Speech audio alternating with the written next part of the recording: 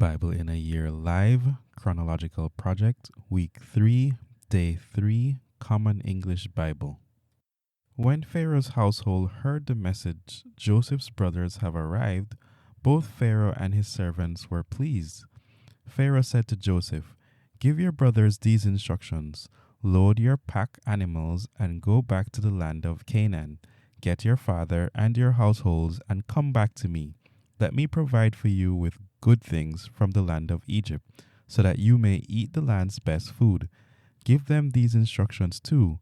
Take wagons from the land of Egypt for your children and wives, and pick up your father and come back. Don't worry about your possessions, because you will have good things from the entire land of Egypt." So Israel's sons did that. Joseph gave them wagons as Pharaoh introduced, and he gave them provisions for the road.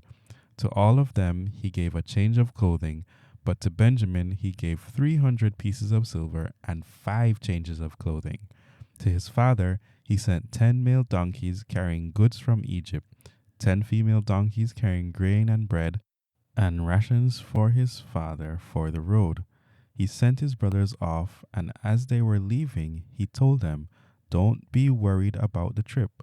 So they left Egypt and returned to their father Jacob in the land of Canaan. They announced to him, "Joseph's still alive. He's actually ruler of all the land of Egypt." Jacob's heart nearly failed, and he didn't believe them.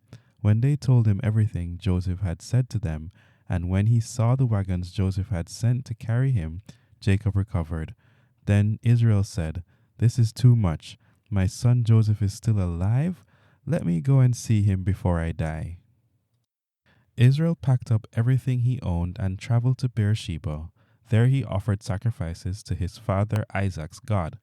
God said to Israel in a vision at night, "Jacob, Jacob." And he said, "I'm here." He said, "I am El, your father's God. Don't be afraid to go down to Egypt, because I will make a great nation of you there. I will go down to Egypt with you, and I promise to bring you out again. Joseph will close your eyes when you die." Then Jacob left Beersheba. Israel's sons put their father Jacob, their children, and their wives on the wagons Pharaoh had sent to carry him. They took their livestock and their possessions that they had acquired in the land of Canaan and arrived in Egypt, Jacob and all his children with him, his sons and grandsons, his daughters and his granddaughters. All of his descendants he brought with him to Egypt. These are the names of the Israelites who went to Egypt, including Jacob and his sons. Jacob's oldest son was Reuben. Reuben's sons were Hanok, Palu, Hezron, and Carmi.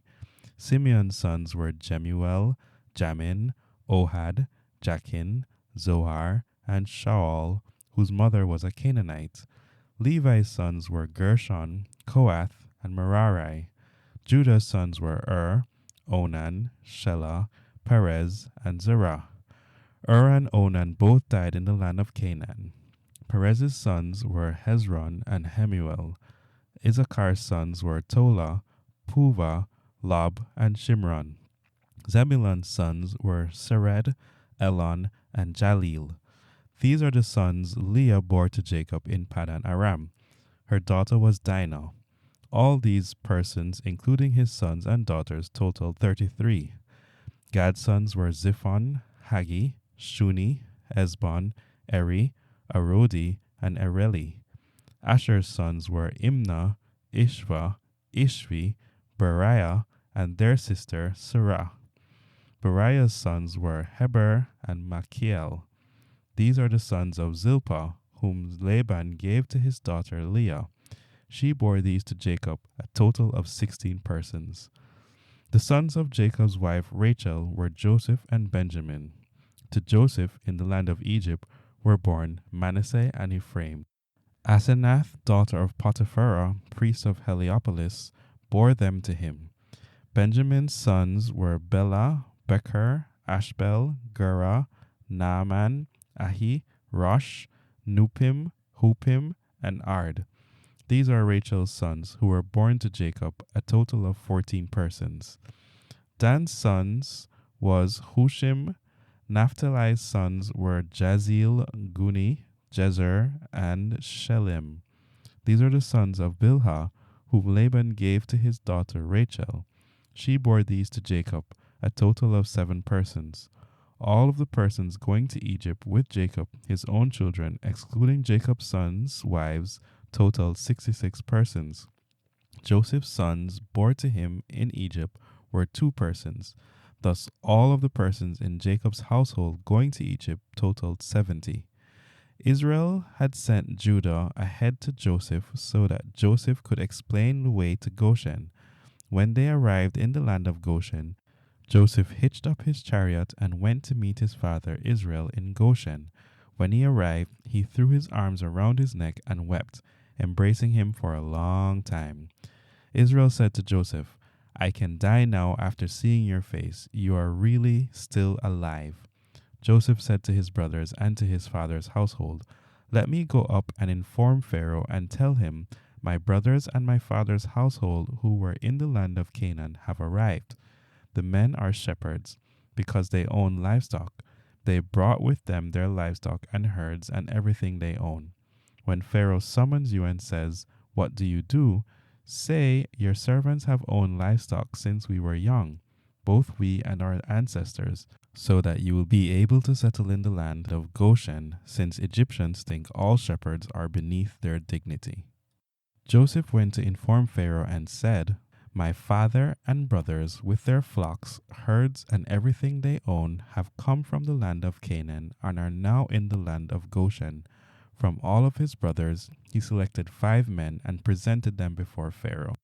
Pharaoh said to Joseph's brothers, "What do you do?" They said to Pharaoh, "Your servants are shepherds, both we and our ancestors." They continued, "We've come to the land as immigrants because the famine is so severe in the land of Canaan that there are no more pastures for your servants' flocks. Please allow your servants to settle in the land of Goshen." Pharaoh said to Joseph, "Since your father and brothers have arrived, the land of Egypt is available to you.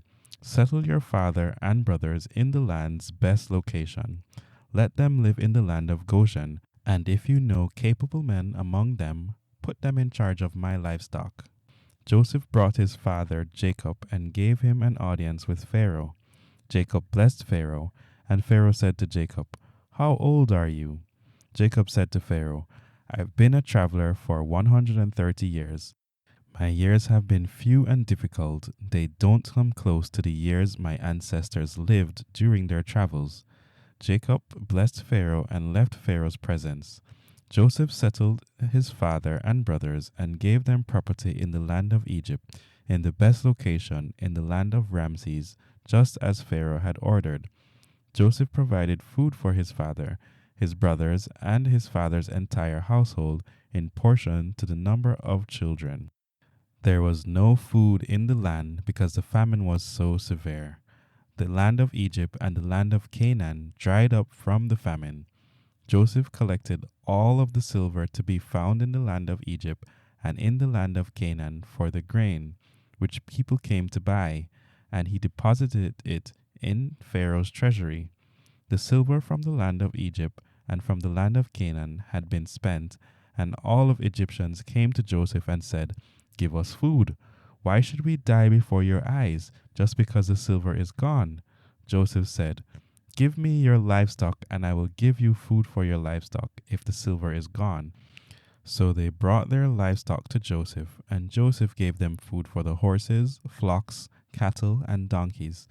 He got them through that year with food in exchange for all their livestock. When that year was over, they came to him the next year and said to him, "We can't hide from my master that the silver is spent and that we've given the livestock to my master. All that's left for my master is our corpses and our farmland. Why should we die before your eyes? We and our farmland too. Buy us and our farms for food, and we and our farms will be under Pharaoh's control. Give us seed so that we can stay alive and not die, and so that our farmland won't become unproductive." So Joseph bought all of Egypt's farmland for Pharaoh, because every Egyptian sold his field when the famine worsened. So the land became Pharaoh's. He moved the people to the cities from the one end of Egypt to the other. However, he didn't buy the farmland of the priests because Pharaoh allowed the priests a subsidy, and they were able to eat from the subsidy Pharaoh gave them. Therefore, they didn't have to sell their farmland. Joseph said to the people, "Since I have now purchased you and your farmland for Pharaoh, here's seed for you. Plant the seed on the land. When the crop comes in, you must give 1/5 to Pharaoh.